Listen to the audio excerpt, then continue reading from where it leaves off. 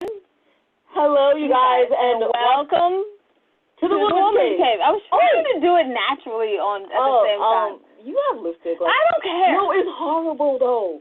Look, it's like horrible. Right there, right? You're living on show. Did I get it? No. I can't care anymore. I'm tired. You hurt my I don't know why. Why? It happens to everyone. Even our guest that has lipstick on their teeth. Okay, Jada, who are you saying? A reprimand? I can't. She's drinking off camera. On camera. It's a holiday. I can't do it today. I can't do it. My nerves on here with you guys. That's so true. I know I said old right there. I sound real old. So what's your next birthday? 89, 90? I felt like I could get some senior coffee. That's what I felt like when I said it. I felt like I got 55 cents for the senior coffee. She's gonna do it at McDonald's. It's gonna be sad. I will know that. And I'm Jade. Hold on. No. You have to hide Ebola elbow. High Ebola elbow. Okay, can you please just get the lipstick? Oh yeah. No. I really don't feel like it, y'all. Nona, really? Can you guys make it through an entire show with me with lipstick on my teeth? Yes? Okay, cool. No.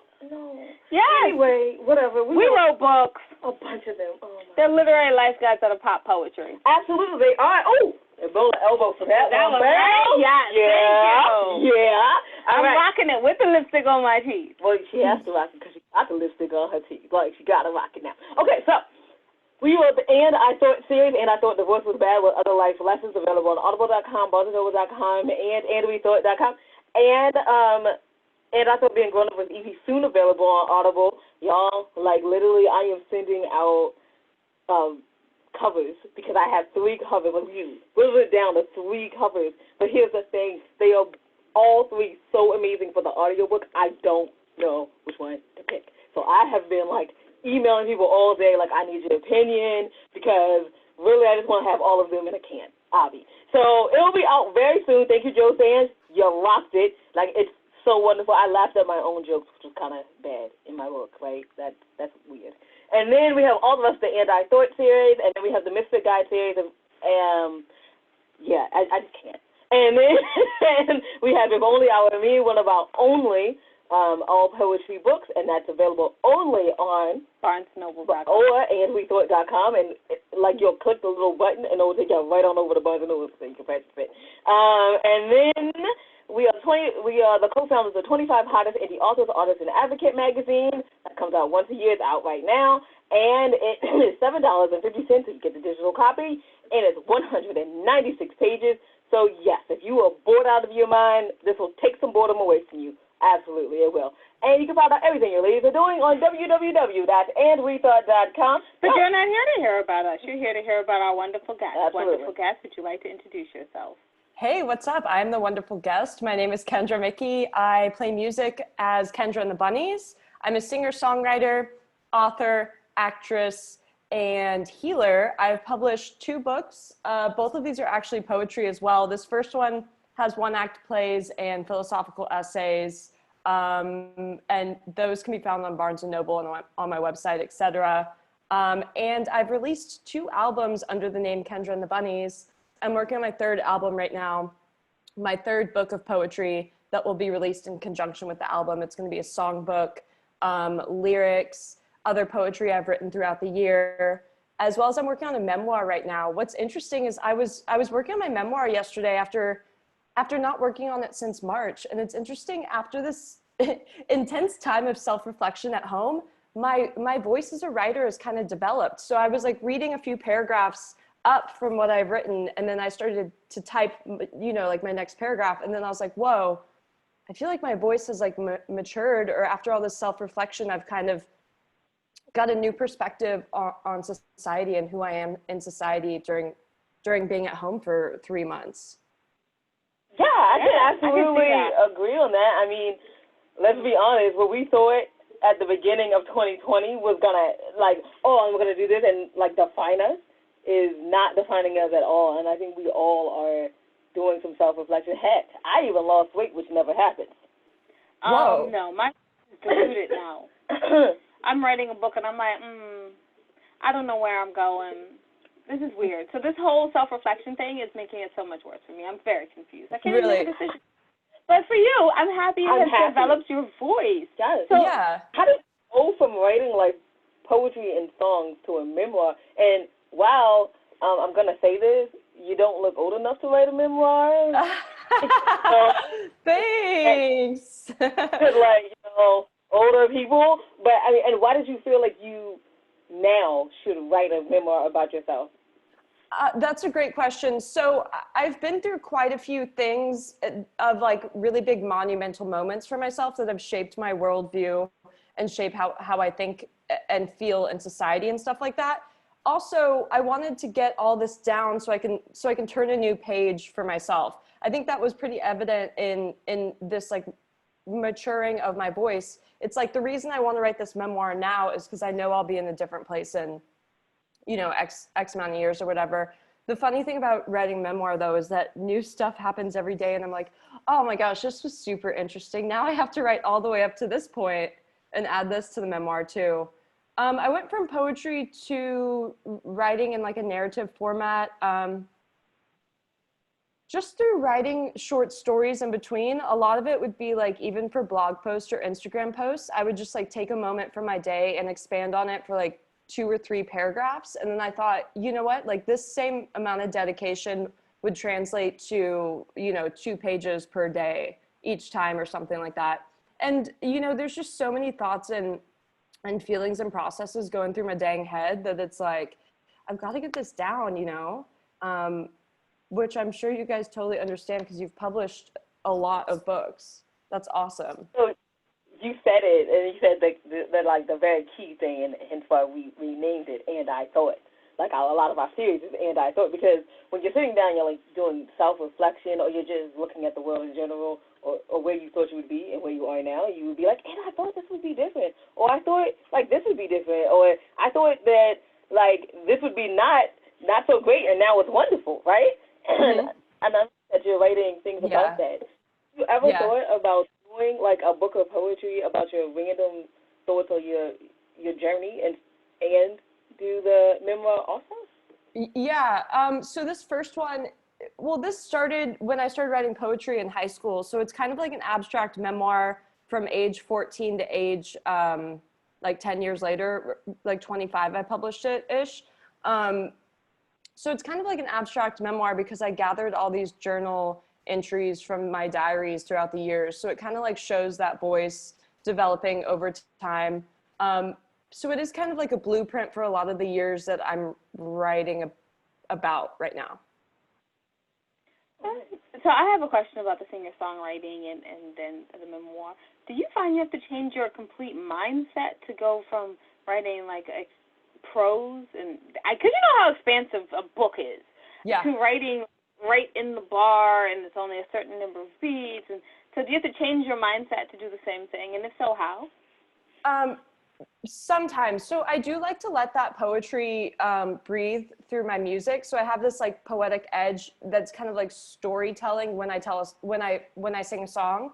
That being said, the mindset I get in for a song is to have something to return to, whether it's a chorus or the hook of a song or something that like grounds the song and it helps it be more relatable. And I think that's just because it's something we listen to in our day-to-day lives. So the tracks in between my more catchy tracks on the album will be more poetic, but then when I get to like, a hard rock song on the album, it's going to be catchy. It's going to have a chorus you can sing along to and like a hook, line, and sinker that the listener can walk away with too. So I combine the two, but yeah, it gets into that, what can the listener digest while they're in the car, walking down the street, etc. Which one do you feel is more effective? Because we tend to write in poetry because, it sticks with people. And we cover hard subject matter occasionally. And you cover a lot of things about self-realization and changing your life and motivation. So which one do you feel is better? Do you think the music sticks with them longer because it has the catchy rhythms, or do you feel that poetry sticks because it has the rhyme schematics? I find that music is, I don't want to say easier, but music is more accessible with my audience right now. So a lot more people will listen to my music and then they'll ask, whoa, you've published a book too? Can I check that out? Or I'll recite some poetry during my shows too. But I find that the music is more accessible, and then follows through with the writing. You know, it just depends like where someone finds me on the path. I have to ask, since you already said you put some poetry in your music, if you ever feel the need to not have to write that poetry, just call us. We'll fly out. We'll read it like right in the middle of the like, give us a nice little lullaby type of melody. Yeah. Serious. Please don't do that. Don't take it serious. Anyway. I love collaborating. That'd be so fun. Well, if I'm in Maryland, I'll bring you guys up on the stage for some poems, like definitely. Oh, I said I'm coming out to LA. Are you serious? Are you joking? Heck yeah. Heck yeah. To LA, like tacos. Yeah. Mm-hmm. Okay. Mm-hmm. Tacos. If it's we can go to the beach and get some street tacos. Yeah. Yes, that's what I'm saying. Street tacos. Life. Okay. Anyway. We love this. Let me not follow it down. For us to go to Florida or LA and we're on a plane. Yeah. No, except for right now. Right now we don't feel like getting sick. After this. But after this, so we're on it. We're on the plane. I did have another question. Yeah. Oh, no, did you have a question? No, okay. Well, now we discussed it. It slipped right out of my head. But anyway, no, I'm joking. Who are the bunnies and what type of music do you do? Oh, right. So I play folk rock Americana with a psychedelic poetic edge in my lyrics. Right now, this upcoming album is really influenced by like Western rock. I picture myself like on a horse in the Wild West. Like back in the day, I don't know. That's kind of where this upcoming album stems from. The bunnies. So for years, I've always gone by the nickname Kendra Bunny or Ken Bunny. So when I decided to name my band, I was like, I want to do the name of a band so that so that I can add players like when I'm on stage and stuff like that. And I add instrumentalists to the album and it's just like naturally a band. Most of my influences are classic rock or, current alternative and jam bands and stuff like that. So I created the name Kendra and the Bunnies, and then I proceeded to perform in LA, the East Coast, Colorado, Oregon, and people are always like, oh, where are the bunnies? And it's just like me and the guitar, and I'm like, okay, I guess I'm also all the bunnies. Well, I have a lot of aspects to my personality. So I'm like, okay, here's the White Rabbit, here's Bugs Bunny, here's Peter Rabbit. I'm just kidding, but it's all me. No, cool. I couldn't wait to hear that story. Thank you. I know. I was like, I have to know. I was like, where are the bunnies? Right. Right. Her guitar is the bunnies. Yeah. Like people just don't know. Right. It's, it's the music and it's like the feeling and stuff like that because each song comes from a different place. So it's kind of like, do you ever listen to the spiritual teacher Abraham Hicks? So her name is Esther Hicks, and I started listening to her stuff, but she refers to someone named, she calls herself Abraham, but she refers to someone named Esther, and I was like, who is this person? Well, I realized her name is Esther, but she like channels, when she becomes a spiritual channel, she calls herself Abraham as like this group and entity of spirits and stuff like that. So I was like, okay, maybe that's kind of the essence I'm going for, where I'm channeling a group of, spirit guides and stuff like that, or a more expansive version of myself, maybe. I like the more expansive version of yourself. I mean, since you're doing all the self-reflection at this point, you have a very expansive view of yourself, so you can have an expansive version of yourself. Why not? Right? I mean, Winona would do it. I think she would. She would. I can see the wheel turning. Yeah. No, I'm sitting here thinking, I was like, let's take this one step forward. I feel I need a clone of myself. Ladies, that's true. Ladies, and they're like, so just 2 or like 5 or 100. We are the ladies. Done. We'll need a bigger closet. Yeah. Absolutely. Okay. So when's your album coming out? Yeah. I'm currently working on it right now, so I'm thinking upcoming single. I'm going to do a single from the album in late July, probably August. So let's say the single comes out in August, album comes out in September. So where will you be dropping in this single? And where are your albums? So all my music is available on Spotify, Apple Music, YouTube, SoundCloud, all the platforms. Just search Kendra and the Bunnies, and the music will come out. come up. I've got 2 albums and 2 individual singles out right now. Hey. And yes, she is on all the platforms. Trust me, I listened to the music. This is probably why I was listening to what I was listening to this morning. What is that? Oh no, I was listening to Tracy Chapman this morning, but I think it's because I was listening to like your music, and it kind of reminded me of like folkama kind of music, and so I was like, oh, well, this morning like I'm in a Tracy Chapman mood. Tracy's great, yeah. Not old, but yet the music she listens to. A lot of office work to do. Leave it alone. So where can people check out more about you online and your books and your music? Just again. Okay. So I'm on all music platforms. On Instagram, I'm at KenBunny, KenBunny. Facebook, I'm Kendra and the Bunnies Music. My website is my full name. I'm transitioning my website over to kendraandthebunnies.com. My full name, kendraelizabethmickey.com. I would have to spell it out for you, or I could have it written down, but I don't have it written down right now. But find me on Facebook or Instagram, and then it'll link to my website there. Also, you can just Google my name and I'll pop up. Nice. Fabulous. She's not lying. Yeah, you Google her name and the whole website. Oh yeah, we would like to see the book. Yes. So that's how you spell my name. Here's the first book. It's got like I even added original photography in here too. I was really into photography in my teenage years. That was fun. Those photos are from New Mexico. You know, got some short stories. Traditional poems. I really like working with the format and stuff on these. This one is actually inspired by when I played softball. So if you look at it, it kind of looks like a pitcher pitching. I was a pitcher, so some of that fun formatting in there. And then this is my second book. This one is a long form prose poem. Like, you know how like Allen Ginsberg and Walt Whitman did their long form prose poems, like Leaves of Grass and Song of Myself. So this is my version of that. First book is called The Politics of Second one is, this one's a little weird, Project Non-Arc Operation Clown School. But it's a long form prose poem. Oh, so Jay came up with a lovely idea. Yes, like if you feel like you can, just pick out a poem and like read it for us. Would love to.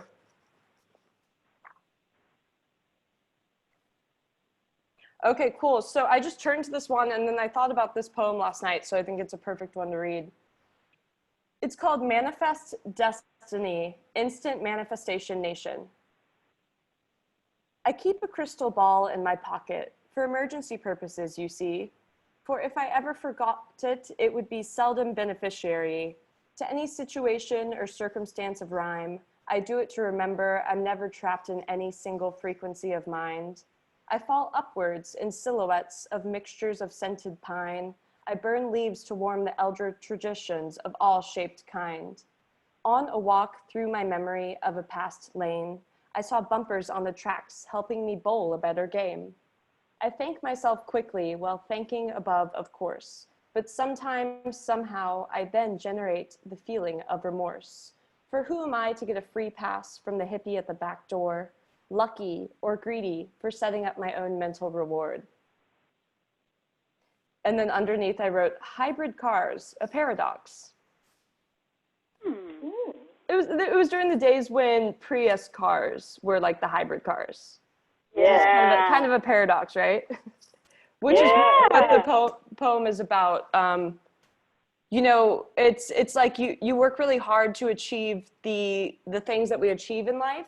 And then sometimes when I get those achievements, I'm like, well, I set myself up for this reward. Am I being lucky? Am I being greedy? Kind of like being able to accept blessings and accept gifts because we work towards them. And also oftentimes blessings and gifts are given to us. And so when we have that gratitude, it's also, I've been thinking about being able to accept abundance. You know, it is that blessing of being able to know that we're always going to be taken care of. You know, so that's something I think about often. Okay, so you've given us something to think about, which is hard to do because I like to just think about me. No, I'm joking. It's so amazing because I think that we've discussed this before on our show, and that the last book of poems came out, If Only I Were Me, was because like we had fans and everyone think we were like, so great, and we were like, I don't know, that's us. Like, did we work hard enough for this? Is that really me? And then like by the end, even though we were writing it, and then by the end we recognized, well, yeah, it's me. This is a newer you. This is a newer me. Like, we transitioned between, and I thought divorce was bad, and If Only I Were Me. Who knew? Right. So you could see that he wrote a poem about it. So you're saying If Only I Were Me is kind of like this concept of like writing, and then you're like, wow, is this really me? Because it's such a big idea, and you're receiving such accolades, or what do you mean by that? Right. So can I say it? Yes. Okay. Do this. So what happened was a lot of great things happened, and then one really bad moment happened. But everyone's still like, you're so successful, you just don't see where you are. And no, we couldn't see that because I mean, you're working for it. You're busy doing it, and you see where you're not, but you don't see where you are. So like, and I think when we said it, and then she was saying something about like, do we even deserve to be where we are? So it's kind of funny because If Only I Were Me came about because someone was like, you guys are so successful now. And I went... We looked at them like, what? If only I were the person they thought I was. So if only I were me. And then the me that the world sees, not the me that I am. And then we wrote it, and then we were like, wait, we might actually be these people. Right in the middle. And we were like, oh. So there was some self-realization there, as you said, during the writing. I totally know what you mean. There's this like quote I saw online that it's like, there's 1,000,000, there's 1,000, however many people I know or have had communication with, there's a version of me in each of their minds, that's either like a snapshot of where I was at the time or how I was projecting or how they witnessed me. And so there's all these different versions of myself going around, and then there's the me, and then it's like, whoa, do I even know me, or do I know all these different projections and versions of myself that I've gotten to know myself through? Just wrote a poem on that while you were talking. Yep. Not wrote. It's in my head. Yeah, it is. Thank you so much for joining us. I really appreciate it. Thank you. So, we're going to hurry you off now because I have to write this down. No. Right? You're like, hurry.